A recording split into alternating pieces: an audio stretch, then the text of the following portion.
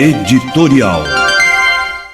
Ontem, o ex-governador André Putinelli tornou público a seguinte nota: sobre notícias de doação de campanha envolvendo seu nome, o ex-governador André Putinelli diz o seguinte: primeiro, o governo do estado negociou com o acompanhamento da Procuradoria-Geral do Estado uma dívida do governo do PT de 79 milhões por 24 milhões em 5 parcelas fixas e mensais.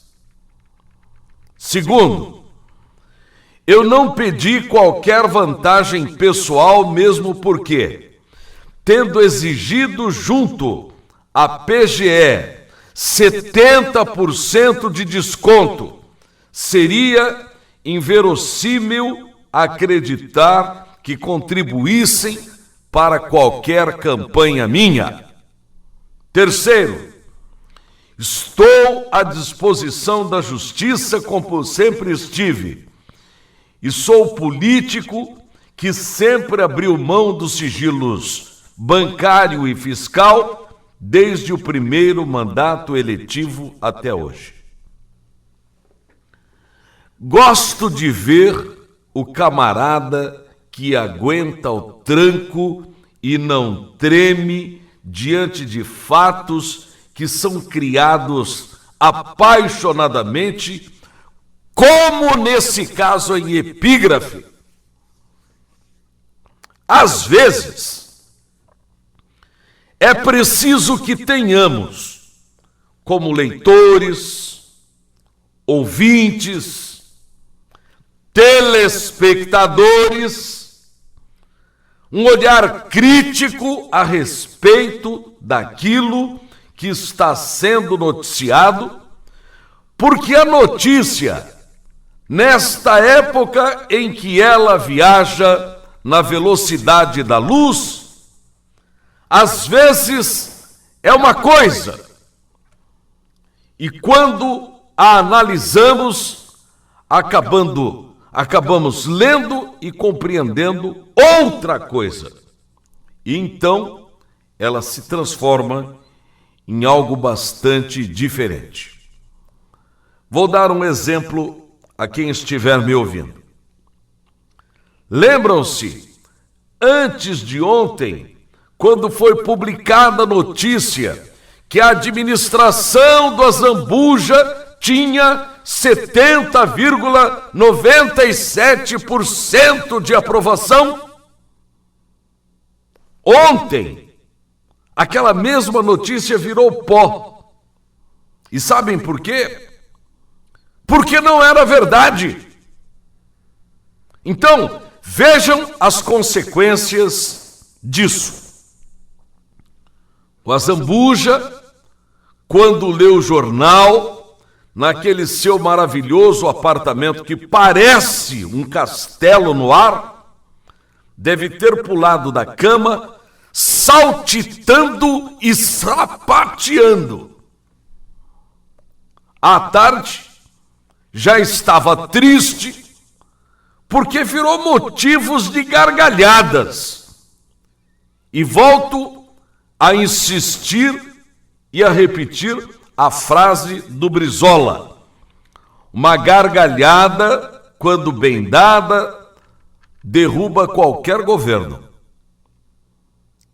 Amigos, ontem a manchete do mesmo jornal que publicou que o Azambuja tinha 70,97% de aprovação, publicou outra manchete que, à luz da verdade, diante do conhecimento da língua pátria, da nossa língua vernácula, na realidade nua e crua, não corresponde à verdade. A manchete de ontem, com linguagem rebuscada e usando e abusando do pretérito do passado foi a seguinte: Putinelli, Girotto e Amorim teriam recebido propina da Odebrecht. Percebam isso. Teriam. Não afirmou, receberam. Então, na própria manchete está embutida uma subjetividade que só jornalista experimentado, ou como dizia a minha tia Laura, jornalista macaco velho, teria condições de lançar mão de uma condicionante, uma frase onde quem lê de relance pensa numa coisa, mas quem ler, pensar e refletir, conhecendo as malandragens que nos possibilitam o bom uso da língua portuguesa, acaba tendo para si outro tipo de informação. Notem, a manchete de ontem não foi Putinelli, Girotto e Amorim receberam, mas teriam recebido. Se eles, os acusados, forem à justiça contra a manchete, quem a fez ou publicou vai dizer ao juiz: Excelência, eu não afirmei que eles receberam, mas que eles teriam recebido. Quem disse isso? Qualquer um poderia ter dito. Não sei quem disse. Só reproduzi o que estavam dizendo.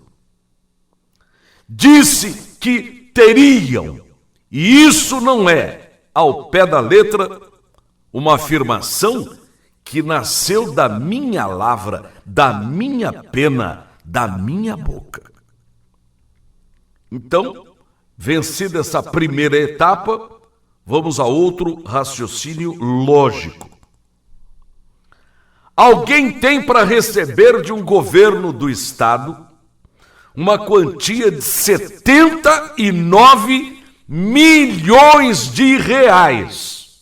Pense bem, 79 milhões que já está ali, já é macuco no bornal, faturado, confirmado como dívida, e que se não pagarem, será transformado num precatório, e uma hora alguém vai ter que pagar, e o Estado, mais cedo ou mais tarde, vai ter que pagar. Aí chega um governador maluco que trata o dinheiro do Estado como se fosse dele e faz uma proposta indecente àquele credor da seguinte forma: se vocês querem receber, saibam que não vamos pagar aquilo que vocês estão nos cobrando, porque o que vocês fizeram não vale. O máximo que essa dívida pode estar valendo hoje é 24 milhões. Vejam bem, é a mesma coisa que alguém dever R$1.000 para um credor há muito tempo, e o devedor chega e diz: devo, não nego, mas R$1.000 é muito, só te pago 300. É uma proposta indecente. E aqui louvo a coragem do ex-governador André Putinelli em chamar a tal Odebrecht e fazer uma proposta indecente como essa. O governador que havia saído, o Zeca do PT, não teve essa coragem. E se ficasse no poder, teria pagado os 79 milhões à construtora, porque não sabe negociar. E se aprendeu a negociar, aprendeu agora. Mas sintam a atitude do Putinelli. De 79, derrubou a dívida para 24 milhões, ou seja, desconto de 70% sobre aquilo que a construtora mais cedo ou mais tarde ia receber. Um título de dívida líquido e certo, que um dia ia penhorar dinheiro do cofre da Secretaria de Fazenda do Estado e ia deixar qualquer governante em maus lençóis. E aí chega o Putinelli e diz: só pago 24 milhões. Imagino que o tal Emílio e o tal Marcelo Odebrecht devem ter sentido diante de uma proposta como essa, que dá vontade de fazer em quem a faz. Tenho 79 para receber e ele só quer me pagar 24. Alguém lá dentro da Odebrecht deve ter dito: já que é assim, que esse italiano tem fama de doido, de maluco, de cara que cuida do dinheiro público como se fosse dinheiro dele, diz para ele o seguinte: aceitamos o que ele nos propõe, mas que nunca mais queremos ver a cara dele e nem desse estadozinho que tem só 2,5 milhões de habitantes. E aí, vem para cá um negociador com poderes para isso e diz para o Putinelli: o Emílio Odebrecht mandou dizer o seguinte: aceita o pagamento dos 79 pelos 24, mas te manda um recado. Ele não quer ver o senhor ou o seu estadozinho nem pintado de ouro. Tá legal? E aí o Putinelli, esse mesmo que estão tentando prejudicá-lo, dá a estocada final nos Odebrecht em nome do povo que o elegeu para governar o Estado. Diz o seguinte: pago a dívida sem atrasar, mas só se for em 5 vezes. Imaginem, senhores, a raiva, o ódio, a frustração de quem veio para cá pensando em passar a mão em 24 milhões e sair daqui com negócio fechado em 5 pagamentos, como se fosse um parcelamento da Casa Bahia. Mas a coisa não para por aí. Imaginem se depois de fazer essa sacanagem, no bom sentido, com a então poderosíssima Odebrecht, alguém vai na construtora, senta lá e diz o seguinte: senhores, eu vim falar em nome do governador Putinelli, aquele italiano lá do Mato Grosso do Sul, que trata dinheiro público com tanto cuidado que até parece que o dinheiro é dele, diriam aos dirigentes da Odebrecht.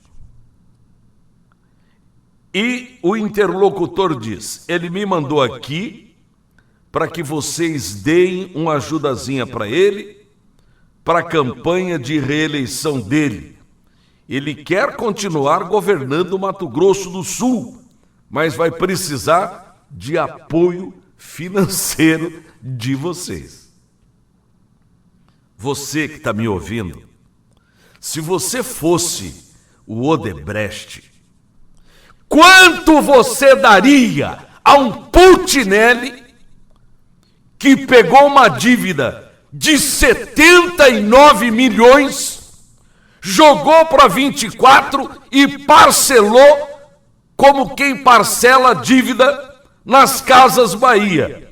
Você daria algum dinheiro a esse enviado encarregado de captar dinheiro para a campanha de um governador que fez isso? Ou você mandaria esse interlocutor junto com o governador que teve a coragem de fazer isso? Você mandaria todo mundo para a tonga da mironga do Cabulete.